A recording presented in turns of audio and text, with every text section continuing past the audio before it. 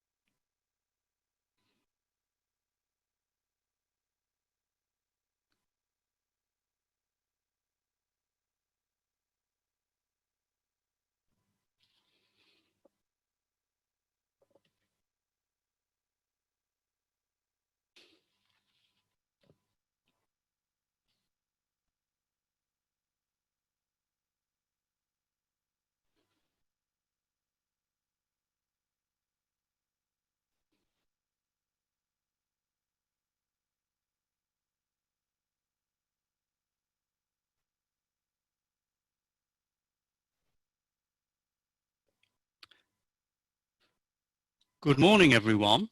Hope you can all hear me. Thank you very much for joining us on this sunny morning in what is, I think, the 4th week of lockdown now. This is the second of the webinars presented by Napthens Commercial and Regulatory Department. We did one a couple of weeks ago on force majeure clauses. Today we're going to be looking at moving your business online. This is the second of what we hope will be an ongoing series, so there will be more. If you have a topic that you would like us to address, please do let us know. We are very open to suggestions, and the key thing for us is to make sure that this is addressing what our clients and what the business community is looking for. There will be a reasonable amount of content, so if you do have any questions along the way, please either put them down in the chat that you've got, or drop us an email, and we will either have a look at them at the end, see if we can answer them, or if not, we'll take them up with you afterwards. So hopefully you'll get a full reply. Thanks. Okay, a quick introduction to us. For those who don't know us, I've headed up the Commercial and Regulatory Department at Napthens for just over 2 years now. Before then, I'd spent just shy of 20 years in industry, working directly in industry with a number of large and pretty well-known businesses. Started my in-house career at the Co-op, obviously a major retailer, just at the time that the internet was becoming a thing. So I was involved right at the start of online retailing. I then spent some time with Arriva, the bus and transport conglomerate, and then spent the last 9 years of my in-house career as Director of Legal with Wyndham, the travel supplier, looking after the legal affairs of some pretty well-known travel brands such as Ho Seasons, James Villas, Cottages for You, and RCI. And it was quite an interesting time to be there, because it was a time when the whole issue of online selling was growing exponentially, and we were seeing the travel industry in particular moving from being a sort of bricks and mortar business to a pure online business trading model. So I was involved really in a lot of the issues around online trading. But what we're seeing now, obviously, is a sort of compression of those years of development. In many cases, businesses are having to undergo that change in a very, very rapid period. So that's one of the things we're hoping to look at today.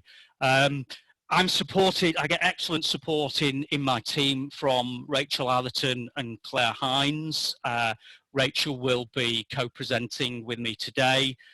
Rachel also spent quite a few years in industry and some time in the travel industry too. Rachel is a particular specialist in IT and e-commerce, so she's very familiar with these issues. And Claire, who's not with us today, is also excellent, in particular on retail and e-commerce. If you do have any questions for us, please do get in touch.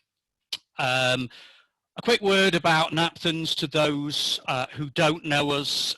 We are a major regional provider of legal services, and we offer a full commercial service. In particular, you can see the list of services there of things that we cover. Our aim is very much to provide the kind of legal services that you would find only in the major cities, but with the regional focus that we get from being based within the Northwest. If you have a question that you'd like to give us, we can almost certainly help you with that. So please do get in touch after this, whether it relates to the subjects we're covering or not, and would be delighted to assist you with that. A little bit about the commercial and regulatory team. We are, we think, the only dedicated commercial and regulatory team outside of the major cities in the region, and we act for a large spread of businesses. We act for some very well-known household brands who you'll certainly have heard of, some major regional players too, and also a good selection of SMEs. So we're very aware of the issues that are being faced right across different sectors of industry, different sizes of industry, and different types of business models. We have quite a lot of strength across a number of areas, in particular IT, which I've mentioned, e-commerce, retail, of course, travel, manufacturing, and transport. So we hope to bring that experience in particular and share that with you today. So thank you for that. At this point, I'm going to hand over to Rachel, who's going to take us start taking us through the meat and veg of what we're talking about today. Thanks, John. Good morning, everybody. Thanks for joining us today. As John mentioned in the beginning of the presentation, we'll be exploring new ways to trade today, given the current situation with coronavirus. In particular, can you bring your business online? And in doing so, what do you need to think about? Obviously, as a result of the coronavirus, government has ordered many businesses to close to minimise contact between individuals.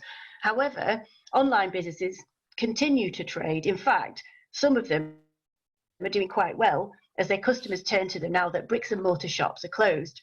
We're seeing businesses which haven't previously traded online doing so now as a way to continue trading at this time. And of course, delivery services, even though they might take longer than in the past, are still going on. But how hard is it to sell online? And what do you actually need to do if you're thinking about making the move? Sorry, John, can you go back to the previous slide?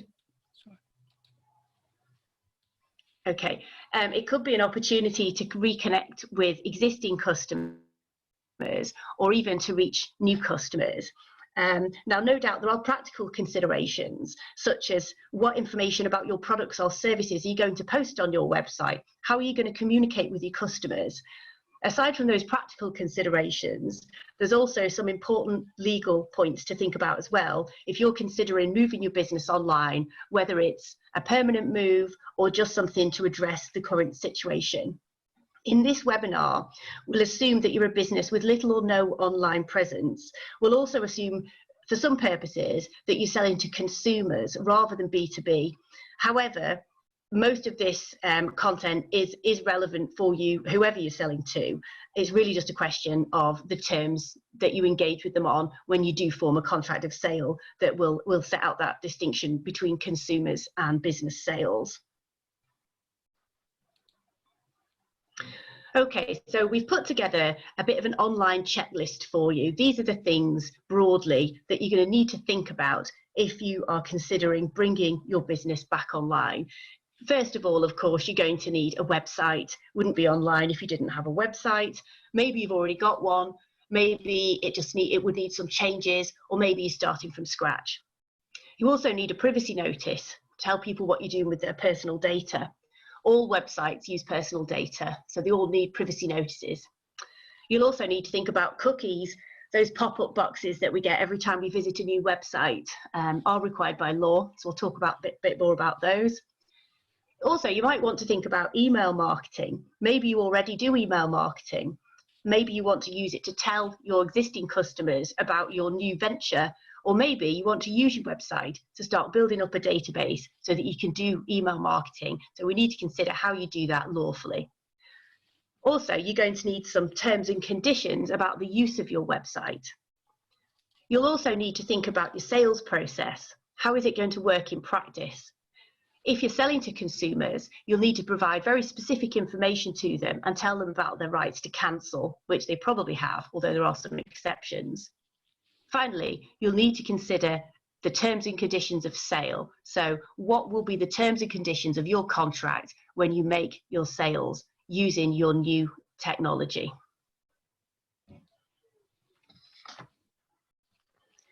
So we start with the website itself.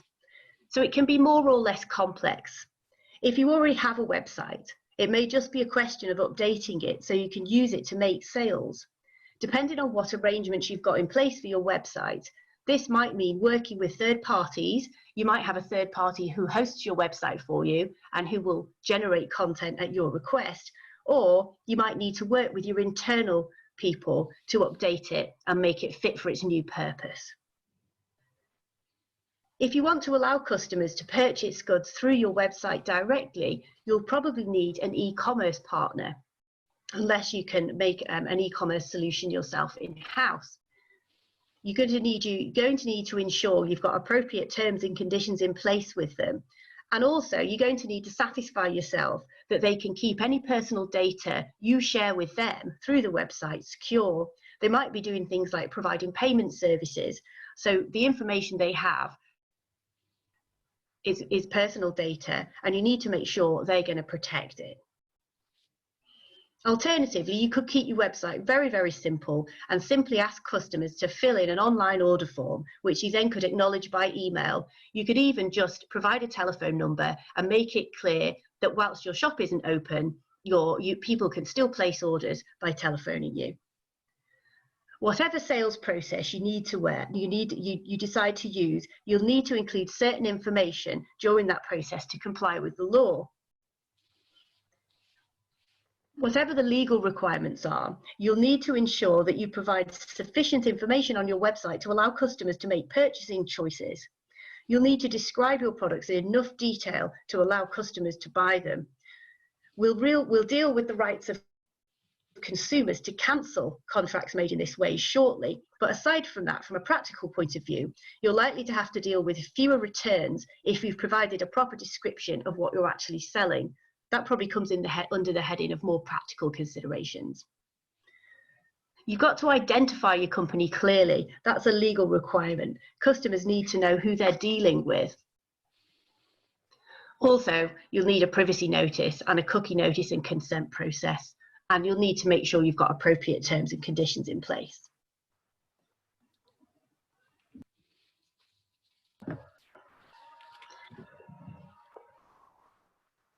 So what's a privacy notice? If you haven't already got one, you'd probably need one if you're dealing with customers. If you do have one, you're probably going to need to update it if you're deciding to change your sales process by bringing your business online. It's a statement about what personal data you collect and why. The General Data Protection Regulation has a very specific list of requirements that a privacy notice has to cover. You've got to identify yourself as the data controller. You're in charge of the personal data. Therefore, the person whose data it is needs to know that you're in charge of it. You've got to explain what personal data you're collecting. This isn't always obvious, especially with websites which collect personal data automatically, such as people's IP address when they access your website. It's not as obvious as just providing your name and address. You're going to need to set out the appropriate legal bases for the processing of that personal data. These are set out in the GDPR. Probably the most appropriate in this context is that you need to process the personal data to perform a contract that the individual is subject to. For example, you'll need to take their payment details in order to process their payment, and you'll need to know where they live so that you can deliver their goods. You may have a legitimate interest in processing their personal data, and if you're relying on that basis, you're going to need to set out what that legitimate interest is. And also, another one which could be relevant is that you've obtained their consent for processing. But it's important to note that you don't need consent for everything you're doing with personal data. In fact, most of the time, it's the legal basis people want to rely on the least because it's the hardest to get and it can be withdrawn at any time. However, if you're doing something like email marketing, you will need to collect it if you're marketing to individuals. You'll also need to say whether you're sharing any personal data with third parties and who they are. You might not think you are initially, but if you're using an e-commerce partner, if you've got a third party hosting your website, or if you're using delivery drivers, there'll all be people who you're sharing personal data with, and you'll need to think about that when you're writing your privacy notice. You'll also need to consider whether there's any transfers of personal data outside of the European Economic Area. Now, this can even arise even if you're in the UK and so are your customers, because you may be using third parties, in particular IT providers, cloud providers, for example, who may not be located in Europe. So it's just having an idea of whether there are any transfers like that, and if there are, making sure you're satisfied that they've been safeguarded. And in fact, that's one of the areas that has the highest, it's in the upper threshold for fines with the GDPR. So you do need to understand that within your business and make sure you've got appropriate measures in place. You'll also need to set out what the rights of individuals are, and also that they've got an ability to lodge a complaint with the Information Commissioner if they think you've not handled your data properly. Now, of course, what your privacy notice says will depend on what your website is doing and what you're doing during the sales process. If your website is very simple and just gives product information and a telephone number, then it will say something different to one which is got an integrated e-commerce solution and perhaps allows a degree of people uploading their own information, for example, to the website for different reasons. And also whether or not you're collecting consents for email marketing. So there isn't a one size fits all with these things. It does depend on what you're doing. It sounds complicated. It's not really complicated, not for us. We do them all the time. and it's it's a relatively straightforward piece of compliance that you can do for your website. It lets people know that you're doing things properly. The next one is cookie consents and transparency notices. Now, consent is needed for almost all cookies, and it has to be a yes/no consent. Now, you will see it done in different ways, but strictly speaking, you do need to give people the option of yes or no. And it is one of those areas of compliance that is obvious if it's not there, because I think we're all used to seeing those pop-ups when we visit new websites. And if we don't get asked to consent to cookies, it can be obvious by its absence. But the good news is it's relatively straightforward to put in place. If you've got a provider who's providing your website for you, they will be able to tell you these are the cookies that are being used. And in fact, that's the real starting point for this. Figure out what cookies you're using and why. And then once you've got that, you can inform your cookie notice, and they can put some consent boxes on the website, so that when people arrive at it, they can decide whether or not they want those cookies to be downloaded on their device. Typically, you're going to have a few layers that explain the level of cookies. Most people are just going to click the yes box. Some people will ask for more information, and then there may be others still who want even more information. So you generally have a few levels of what information you're going to show. One thing that's worth considering as well, if you've got a social media presence and you're linking to it from your website, you need to figure out where, the degree of any data exchange. I've just noticed that there's a question come in. I'm just going to take a look at it.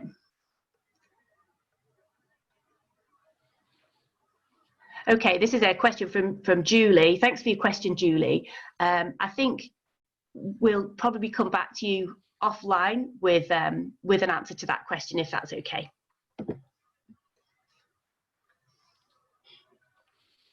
Okay, so the next thing to think about, and this comes under the whole data protection compliance sort of hat, is email marketing.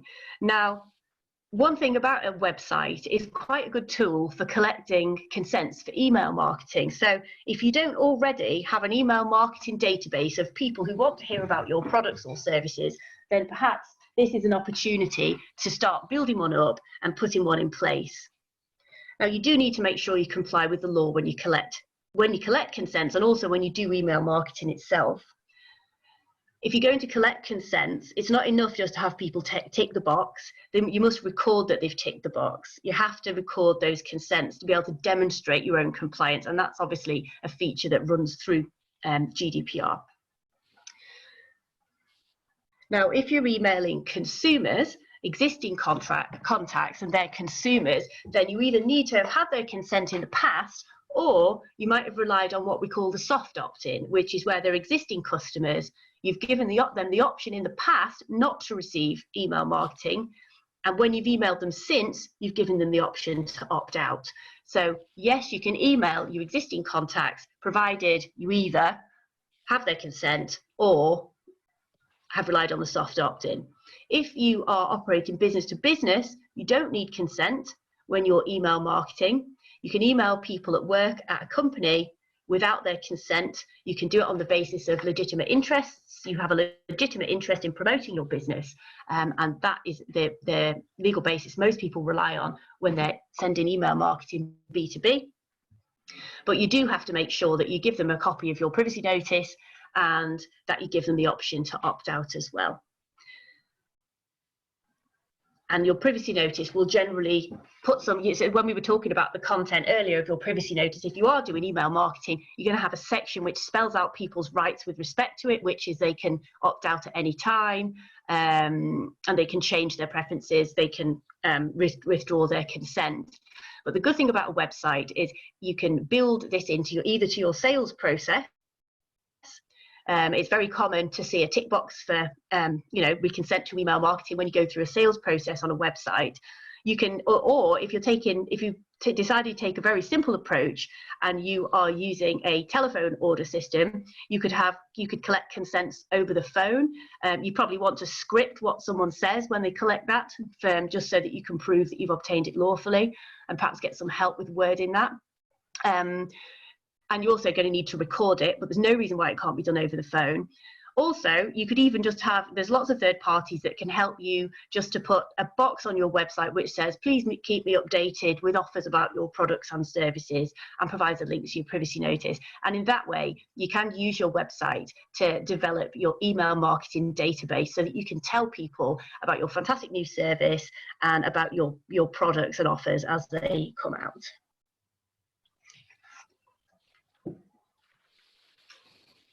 Another thing you're going to want on your website is some terms and conditions of use. Now, this is not the same thing as the contract of sale. This has to do with the rules that people agree to follow when they use and access your website. So it's a useful way to set out what visitors can and can't do with the information on your website and what they can rely on. Now, again, the content of this is going to depend on what it is that your website is doing. One thing you probably will want to do, given that you would have probably updated your website with lots of information about your business and your products, and one thing and another, you'll want to make it clear that you own the copyright in the text and images on your website, and also place some restrictions on what visitors to your website can do with that content. So, for example, you'd want to say that they can't copy it or use it for their own commercial purposes. You might link to third-party websites on your website, depending on the nature of your business, and you probably just want to set out that you're not responsible for the content of those other sites. You can also set out some general exclusions of liability for losses concerned with using the site. So that's not the same as an exclusion clause in your contract for the sale of goods or services. It's just to do with using your website. And you want to set out that English law applies to any disputes with respect to the terms, especially given that your website can be accessed from anywhere in the world, given that it's online. Now, obviously, if you're having people comment on things or post content on your website, you probably want to set out some rules as well about not using offensive language and making sure that content is appropriate. And finally, these terms and conditions can be quite a good place to pull together all of the other legal content. So you'll quite often reference your privacy notice and any terms of conditions of sale in this section. And that's the end of my my presentation on these issues. Please do get in touch if you have any comments, and I'll hand over to John. Thank you, Rachel, for an excellent summary of the data, marketing and website points. I think now we'll have a look at the terms and the sales process, which has also got a reasonable amount of detail attaching to it. As we mentioned at the beginning, we're very much assuming here that we're going to be selling to consumers. And unfortunately, where there are sales to consumers, there is regulation. Probably doesn't come as a surprise to anyone on this webinar. And there are two key pieces of legislation that are going to govern what you do here. The first one is the Consumer Contracts Regulations from 2013. Again, fairly recent piece of legislation. And the other one is the Consumer Rights Act from 2015. And we'll have a look at the detail of what those say. But very broadly, the Consumer Contracts Regulations are about the information that you've got to give to consumers. They're about what you've got to say about your product, about your sale process, about who you are, etc. We'll look at that. And importantly, about their right to cancel, which is a very important part of the online sales model. Doesn't apply to everyone selling online, but is the key factor to bear in mind. The Consumer Rights Act, on the other hand, is very broadly about fairness. It's about the actual terms themselves, what you can and you cannot say in your terms. Okay, so let's have a look at those consumer contract regulations first, and what it says you've got to set out. You've got to provide certain information on your website, and it's got to appear during your sale process. Initially, I think, and importantly, you've got to provide a proper description of what you're actually selling. The detail here really depends on the complexity of what you're selling. In a fairly standard retail context, it's not going to be that difficult. You can have pictures of what you're selling. If you're selling cans of beer, pictures, very brief description, it's fine. Clothes, obviously a little more detailed, sizes, etc. But obviously, if you've got some kind of more complicated services going on, then you have to be clear about what you're doing. And also if there are any restrictions applying. For example, if goods are only available for a specific time, or a price is only binding for a specific time, it's very important that you set that out. Also, and although it sounds obvious, you've got to say who you are. The consumer's entitled to know who their contract's with. So you've got to provide your name and contact details. If you're a company, you've got to provide your registered address and details. And it constantly surprises me, actually, with many online sellers, how often this isn't there. And I get asked questions about legal issues, about issues that have arisen on online contracts, and I go online and I can't actually find out the name of the company who's actually providing the service. So it's really important that you get that on, and also that you give a route for the consumer to contact you. Doesn't have to be by phone, of course, can be by email, but it's important as well, particularly at the moment, that you have someone there monitoring those communication processes, so that if people are raising queries or complaints, etc., that someone is there tasked to respond to them. Also, if you're acting for another trader, if you're an agent, you've got to make sure that you make that clear too. Price, of course, is essential. And it's also very important that you make clear the full price, what the consumer has to pay, in particular including tax, VAT. In the past, I've had quite a number of issues raised where this hasn't been made clear, and the consumer has had a nasty surprise when they've found that they've been billed for VAT that wasn't made clear. Also, any additions like booking fees, and in particular, delivery charges. Now, delivery charges, you don't have to make the consumer pay, but obviously it's standard and acceptable to do so. But if you're going to add a delivery charge, you have to make clear what it is, and you've got to make clear that it's there and it's visible as part of the sales process. If you don't point out that you're charging a delivery charge, then the consumer doesn't have to pay it, and they get their products free of the delivery charge. Telephone numbers, again, just to point out that if you do choose to provide a telephone number, you don't have to. As I say, you can provide an email contact. It's important that you don't provide a premium rate number. It was a well-known scam in the past for unscrupulous traders who received a lot of complaints to leave customers hanging on the line on premium rates, and that has now been made unlawful. It's got to be on a non-premium rate. You've got to set out what the payment arrangements are. Normally that's reasonably straightforward. Payment will be taken directly via credit or debit card through the website.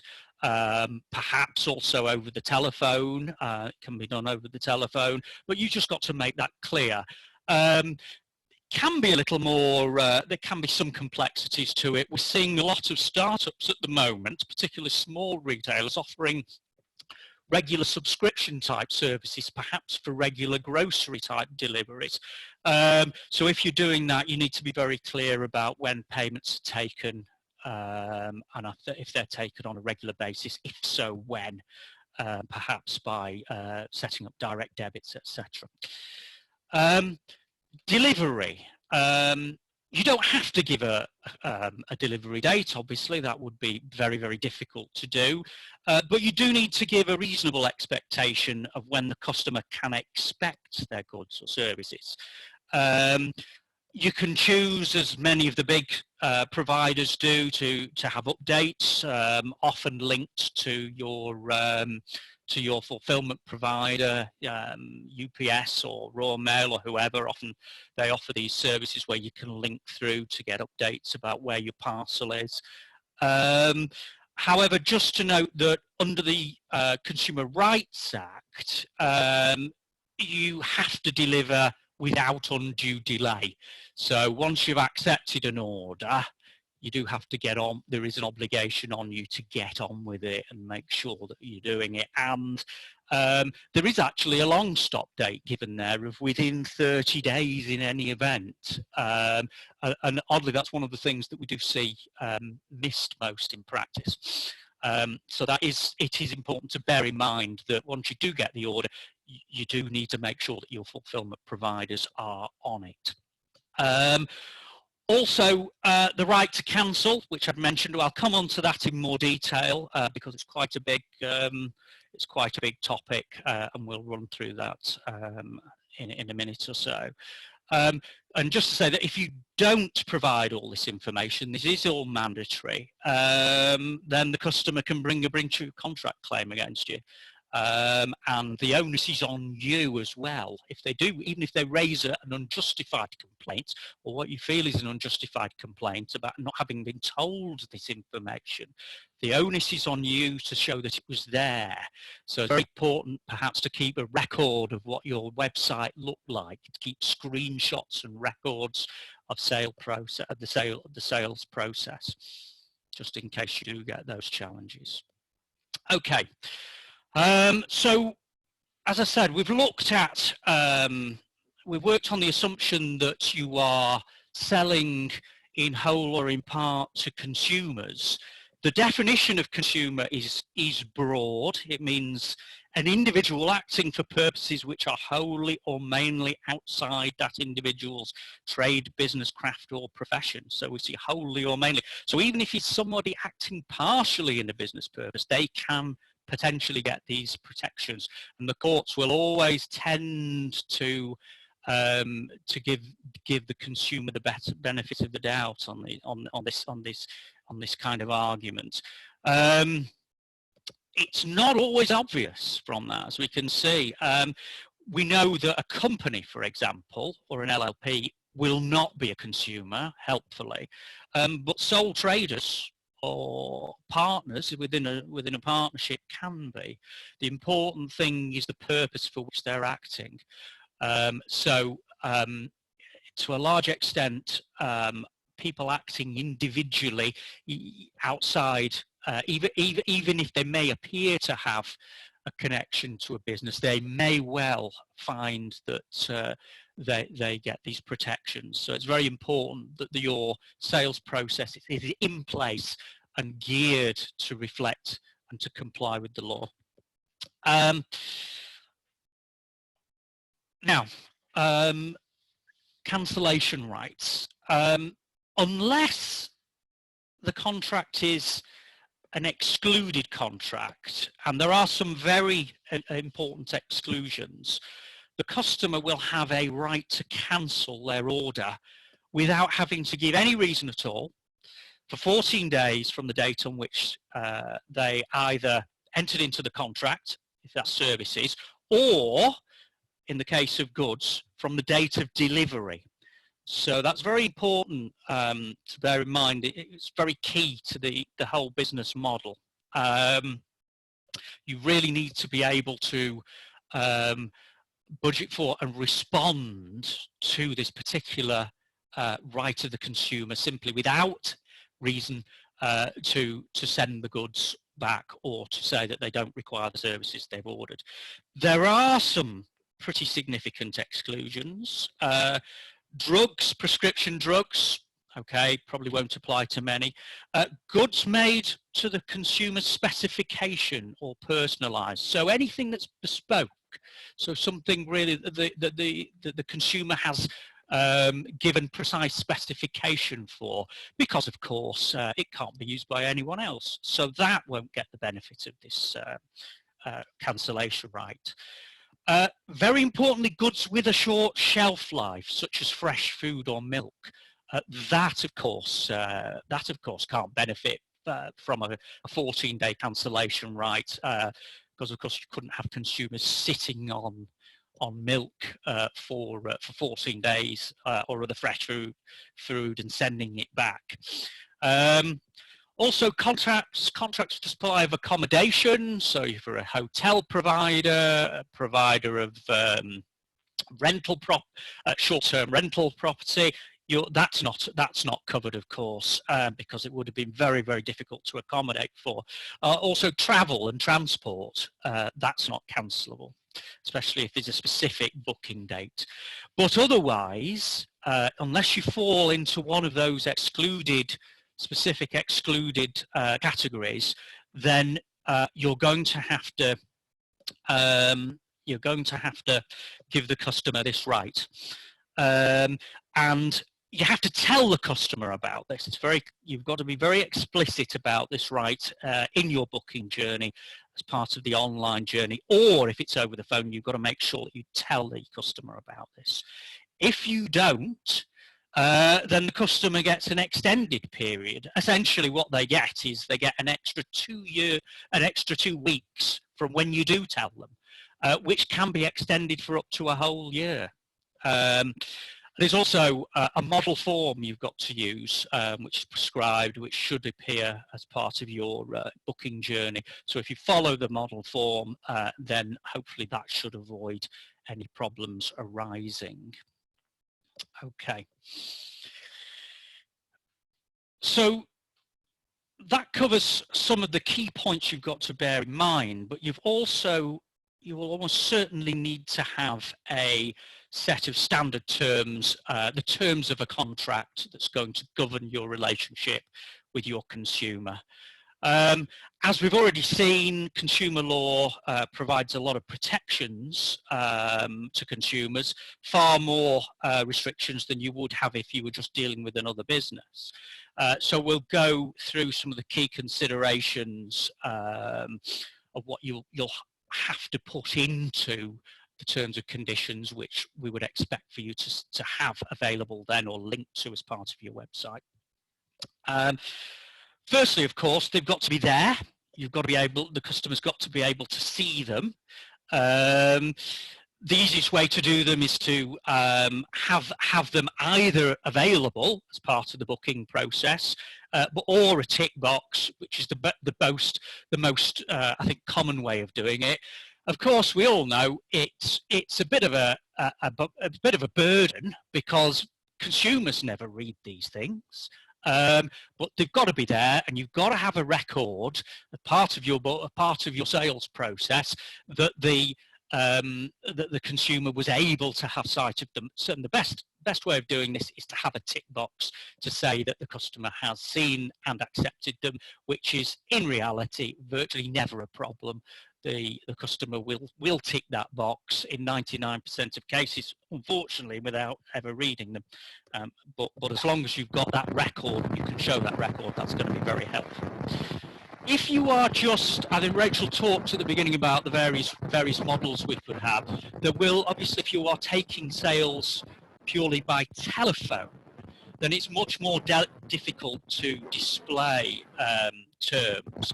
What you should do, however, is highlight key terms as part of that telephone script, and then once you've got contact details for your customer, make sure you send out either the terms or an email with a link to them.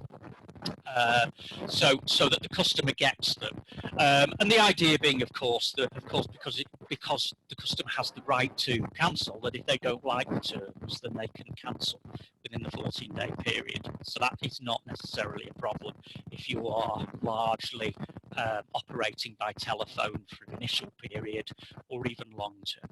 Okay. Contract's got to contain reference to some of the information that you provided. We've got to mention the cancellation rights we talked about. Of course, how to exercise them. You've got to deal with when payments got to be made. In most cases, that will be upfront by debit or credit card. Give some idea of time for performance or delivery. Quality. You could talk about that. You could have a return policy for when the cancellation period has passed. What is your policy then on returns then? Do you allow them to be returned or replaced? Who pays for postage in those circumstances? Do you provide any specific guarantees again after the termination right has passed? What guarantees are you giving? Do you, especially if you've got goods that are electronic, how do you provide for that? Also, as you're selling to consumers, and as I mentioned, the Consumer Rights Act is going to apply. So everything you say in these terms of conditions is going to be subject to a test of fairness.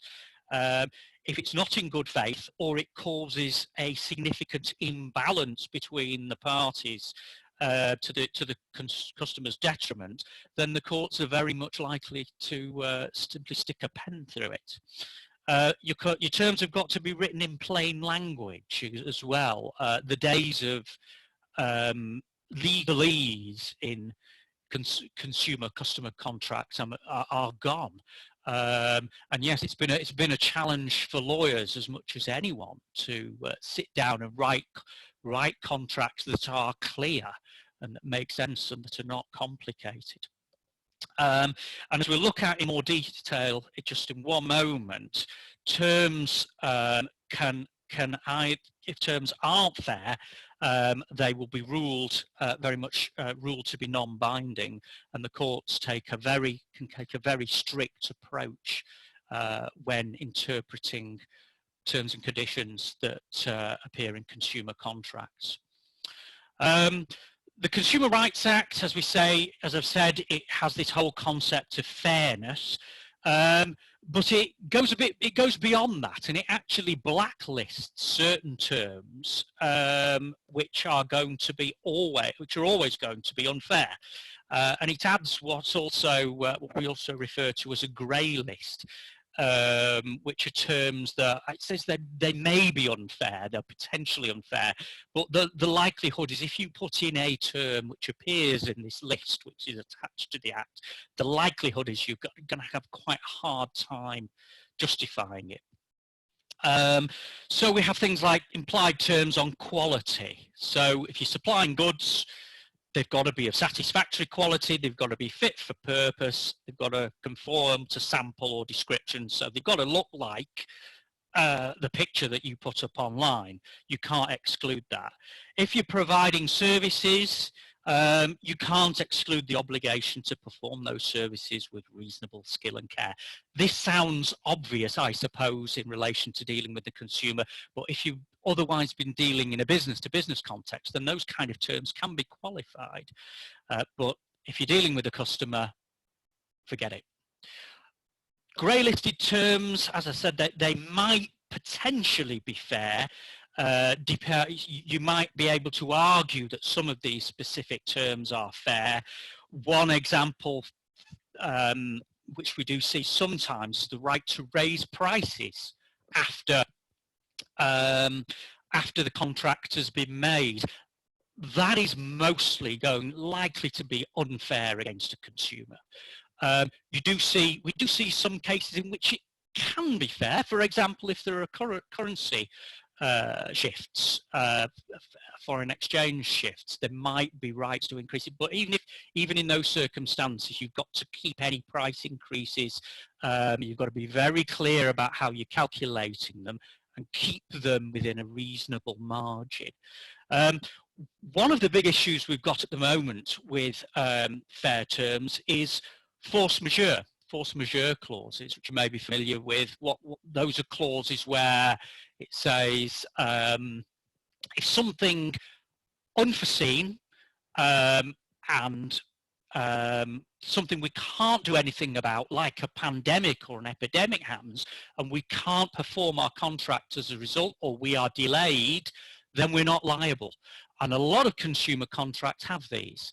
But one of the problems we're seeing with these is that they say just that. They say, if we can't perform our contract, if we can't deliver your goods because of an epidemic, then we're not liable. But of course that leaves the poor consumer having paid for their goods. So a court, we think that we're going to see a lot of these challenged, and we're going to see courts saying, well, hold on, okay, you couldn't deliver on time or you couldn't deliver at all, but that doesn't mean that you can just say, thank you very much, consumer, I'm keeping your money. It will be looked at in the context of reasonableness. So it's very important that all these terms are drafted professionally, and that we're able to weigh up what is and is not going to be fair in relation to your relationship with the consumer. Okay, just a few more considerations. You've set up your online business, you're working now at in the new world. What have you got to bear in mind? Well, obviously we've still got the government's regulations to work with. We've got to maintain social distancing with the staff who you've got providing the online business you've got running. So the staff in your warehouse who are managing deliveries and returns, and of course your delivery drivers, unless you're outsourcing it, they'll need to collect, deliver packages. So make sure you've got in place appropriate social distancing measures for these individuals, and with an eye obviously to making sure that that's maintained. Have a well thought through policy in place. Have a word if you've got any queries with our employment department about this. They're getting a lot of queries about exactly these kind of issues. You'll have to make sure, of course, as we've just said, customers will want to be able to contact you. Make sure they can, so make sure that their emails or their phone calls are going to someone who, of course, could be taking those or receiving those from home.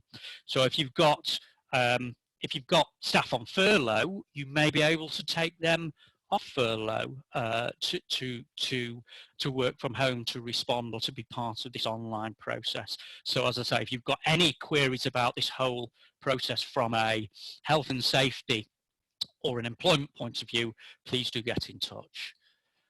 Okay, to summarize, what do you need to do to get your online business up and moving? Well, firstly, create or update your website to make sure that it can respond to the new function it's got.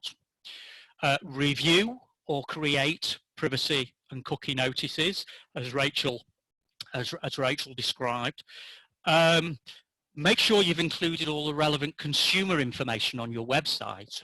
It's a not, as you will have seen from what I said, it's a not insignificant amount of information. And if you don't have it on, the consumer can sue you for breach of contract. Make sure that your sales process incorporates all your appropriate terms of sale, dealing with all those things we ran through, like price, delivery, etc. And if you are not in an excluded area, so if you are selling a product that is not that is not fresh, etc., then make sure that your business model takes account of the consumer's right to cancel for 14 days, and make sure that you document that and tell them about it. And most importantly, you will have seen there are a wide amount of complexities around this issue, although it can be done. Lots of businesses are doing it, are being extremely agile in responding to circumstances and serving their customers. There are pitfalls here. It is a complicated and regulated area. Please do ask us about it, and we will be delighted to help you out. I think we've had, as I say, I don't think we've got any further questions come through at the moment that I've seen, but I will have a quick look, and any further questions we've had, we will respond to you individually. And just to say, if you'd like to, obviously there's been a lot of content here. If you'd like to listen to any of it again, or indeed take any specific points up with us, have a look on LinkedIn, or go directly to our website, or just simply pick up the phone, drop an email to me or to Rachel. And if I could thank you very much for joining us, and I'll release you back to what appears to be a very sunny day. Thank you very much.